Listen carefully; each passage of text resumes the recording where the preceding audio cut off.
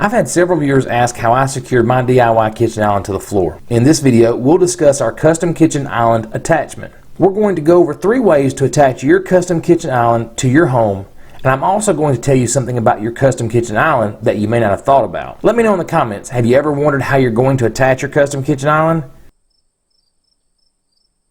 If you have, type yes in the comments. I've made several videos on how to build an easy DIY kitchen island, and I'm going to link those videos in the description below. To give you a little backstory, when we first considered building our custom kitchen island, we were in the beginning stages of a kitchen renovation. At that time, we were planning everything from lighting and cabinet color to new hardwood floors. We knew our kitchen island would be the center statement piece, and we knew the size of the island, but we did not know the actual look and functionality. I've made a video on how to size your custom kitchen island, and you can find that video link in the description below as well. To keep the project moving forward, we decided to go ahead and complete the kitchen renovation and finish the island once we figured out exactly what we wanted. Basically, we had everything else finalized, but not the kitchen island. I finally told my wife that we could just build the kitchen island on top of the new hardwood floor without any issues, considering the size of the custom kitchen island would prevent us from ever wanting to move it if we ever decided to sell the house. And just like you see here, I built the custom kitchen island on top of the hardwood floors, and to answer the question of how we attached it, the #1 way to attach your kitchen island to your house, don't. That's right, this thing is only sitting on top of our very nice hardwood floors. During the planning stages, I figured the kitchen island could potentially weigh in excess of 500 pounds and that the likelihood of the DIY kitchen island ever moving was slim. Now, before I go any further, you should weigh your current and potential future situation to decide if this is the smart decision for you. You see, I have teenage daughters, and I calculated my risk of the kitchen island ending up in the living room or in the pool outside pretty slim. Plus, my wife pretty much threatened to take away every privilege they had if they did. However, growing up with a brother, I can attest that when we were kids, it was with high probability that we would have moved a kitchen island that it was not attached. Hey, if you like what you're hearing so far, make sure you hit that like button. You can see here during the placement of the quartzite top, I have tape on the floor to mark the desired final position of the island in the event it moves slightly. And if you pay attention right here, you can actually see me move the island after it did move. I will tell you that while this type of custom kitchen island attachment is working for our house, it may not work for yours, and it's not the way I suggest you do it, at least not without proper consideration first. Remember, the size and weight of this kitchen island determines its ease of movement. A smaller island may slide way easier than mine does. Now this leads me to my second and most common custom kitchen island attachment method, and that is to nail, screw, or bolt the bottom 2x4 to the subfloor.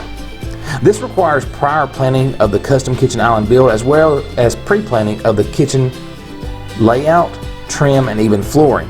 So if your project is an all-inclusive renovation, this step is pretty easy. But if your project is only a DIY kitchen island build, skip to the custom kitchen island build attachment method 3. Here you see a custom kitchen island frame in rough construction sitting on a wood or OSB floor.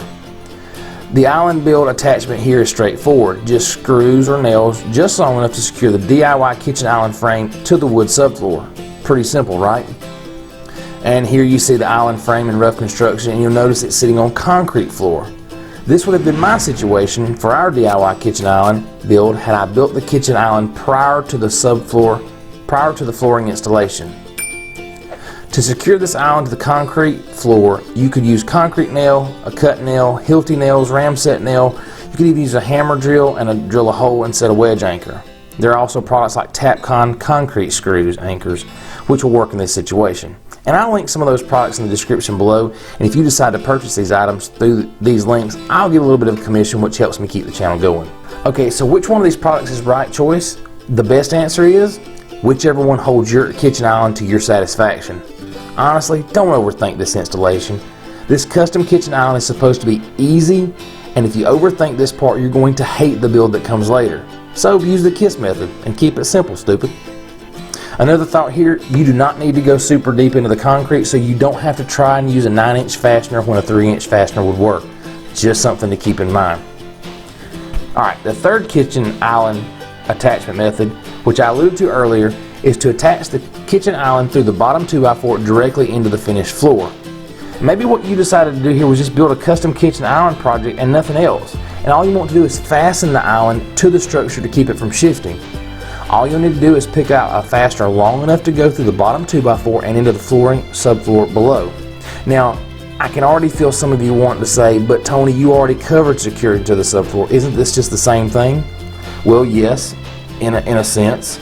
But remember when I stated in this video I was going to tell you something about your custom kitchen island that you may not have thought about? Well, here it is.